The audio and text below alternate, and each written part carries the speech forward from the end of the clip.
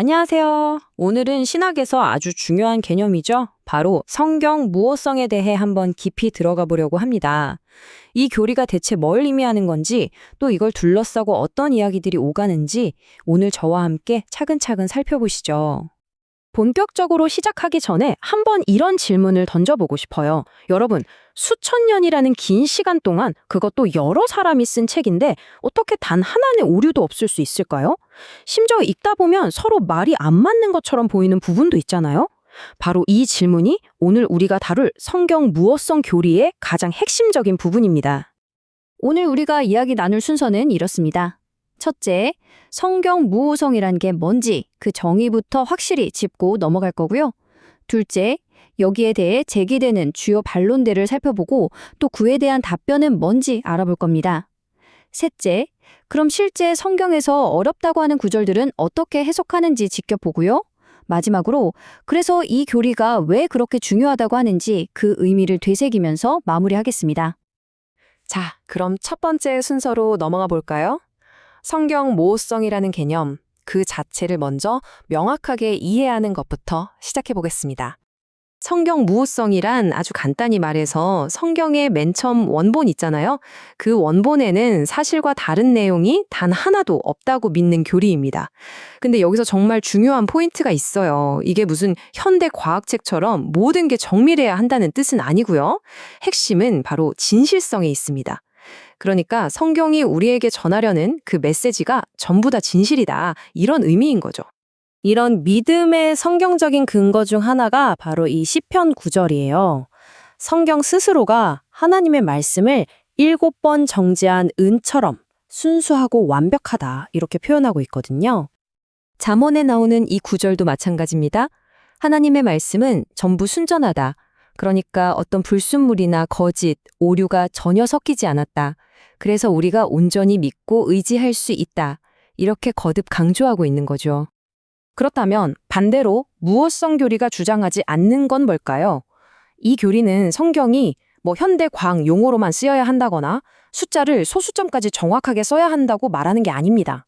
오히려 우리가 평소에 쓰는 일상적인 표현들, 예를 들어 숫자를 대략적으로 어림잡아 말하는 거나 다른 사람의 말을 그대로 옮기지 않고 요약해서 전달하는 것, 심지어 저자마다 독특한 문체나 문법을 쓰는 것까지 전부 허용해요. 중요한 건 이런 표현 방식들이 뭔가를 속이려고 거짓말을 하는 게 아니라면 무호성 교리와 부딪히지 않는다는 점입니다. 자, 이제부터는 이 무호성 교리에 대해서 사람들이 흔히 제기하는 반론들을 좀 살펴보고 그에 대한 답변은 어떤 것들이 있는지 하나씩 짚어보겠습니다. 첫 번째 반론입니다. 이건 굉장히 현실적인 질문인데요. 무호성은 원본에 오류가 없다는 주장인데 아시다시피 지금 우리 손에는 성경 원본이 없거든요. 그럼 있지도 않은 문서를 두고 어떻게 오류가 없었다고 단정할 수 있느냐는 거죠. 여기에 대한 답변은 이렇습니다. 본문 비평학이라는 학문이 있는데요. 학자들이 전 세계에 흩어져 있는 수많은 고대 사본들을 하나하나 다 비교하고 분석해서 원본이 어땠을지 거의 99% 이상을 복원해냈다는 거예요. 정말 놀랍죠? 물론 정말 아주 약간 불확실한 부분이 남아있긴 한데 이게 기독교의 핵심적인 가르침을 바꾸거나 하진 않아요. 비유를 하나 들어볼까요? 우리가 지금 미국 헌법 원본을 갖고 있진 않잖아요. 그래도 수많은 정확한 사본들이 있으니까 그 내용을 다 알 수 있는 것과 똑같은 원리라고 보시면 됩니다. 두 번째 반론은 이런 거예요. 성경의 진실성을 특정 분야에만 한정하려는 시도인데요. 그러니까 성경의 영적인 진리나 어떻게 살아야 하는지에 대한 가르침은 권위가 있지만 역사적인 사실이나 과학에 관련된 부분에서는 오류가 있을 수도 있다. 이런 주장입니다. 하지만 무호성을 지지하는 입장에선 이 주장을 받아들이기 어렵다고 말합니다. 왜냐하면 성경 스스로가 모든 성경이 유익하다고 말하면서 어느 부분은 진리고 어느 부분은 아닐 수 있다고 나누지 않기 때문이죠. 그리고 더 흥미로운 건 신약 성경을 보면 저자들이 구약에 나오는 역사적 사건들을 그냥 교훈을 위한 이야기가 아니라 실제로 일어났던 사실로 계속해서 인용한다는 점이에요. 예수님께서도 요나 이야기나 다윗의 일화를 역사적 사실로 언급하셨던 것처럼 말이죠. 자, 이제 이론적인 이야기는 잠시 접어두고 실제 성경 본문에 한번 적용해 볼 시간입니다. 겉으로 보기에는 이거 모순 아니야? 하고 생각될 만한 어려운 구절들을 어떻게 풀어내는지 같이 한번 보시죠. 여기 화면을 한번 보세요. 예수님께서 광야에서 시험 받으신 이야기인데 마태복음과 누가복음에 기록된 시험의 순서가 다릅니다. 첫 번째 시험은 똑같은데 두 번째와 세 번째 시험 순서가 서로 바뀌어 있죠. 이거 명백한 오류 아닐까요? 여기에 대한 아주 합리적인 설명이 있습니다.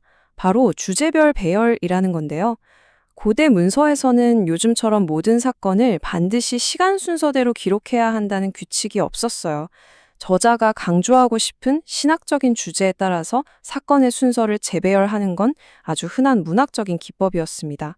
그러니까 이건 사실에 대한 오류라기보다는 서로 다른 문학적 의도를 가진 서술이라고 보는 게 더 정확한 거죠.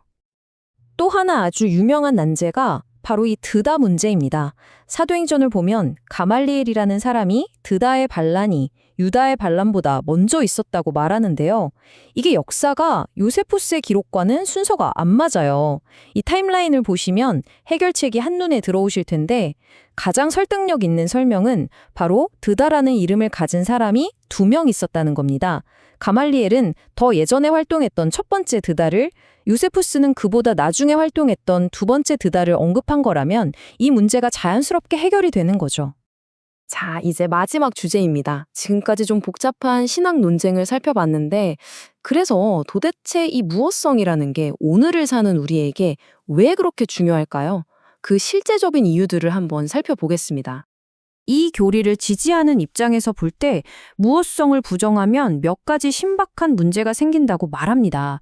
첫째, 성경의 어느 부분은 틀렸을지도 모른다고 생각하기 시작하면 말씀 전체에 대한 신뢰가 흔들릴 수밖에 없겠죠. 둘째, 어떤 구절이 맞고 틀렸는지를 결국 내 머리로, 즉 인간의 이성으로 판단하게 되잖아요. 그럼 성경이 아니라 인간의 생각의 최종 권위가 되어버립니다. 셋째, 만약 하나님이 어떤 목적을 위해 사소한 거짓말을 하셨다고 한다면 우리도 그래도 되는 걸까? 하는 심각한 도덕적 문제에 부딪히게 되고요. 마지막으로 스스로 완전하다고 말하는 성경의 주장 자체가 틀렸다고 말하는 셈이 되는 거죠. 오늘 이야기를 마무리하면서 여러분께 이 질문을 한번 드리고 싶습니다. 만약 우리가 성경에 단 하나도 없는 오류도 없는 완전한 진리라고 진심으로 받아들인다면 그 믿음이 성경의 가르침과 명령을 대하는 우리의 태도를 또 우리의 삶을 어떻게 바꾸게 될까요? 한번 깊이 생각해 볼 만한 질문인 것 같습니다.